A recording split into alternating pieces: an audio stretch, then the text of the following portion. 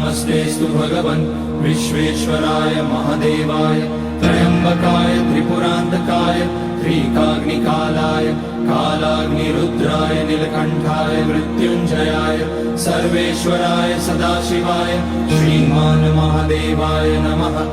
ॐ नमः शम्भवाय च मयोभवाय च नमः शङ्कराय च मयस्कराय च नमः शिवाय च शिवतराय च।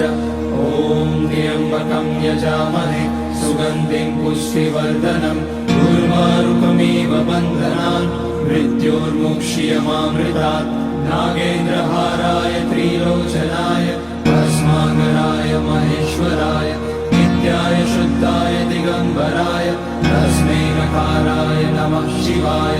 मन्दाकिनी सलिलचन्दनचर्चिताय नन्दीश्वर प्रमथनाथ महेश्वराय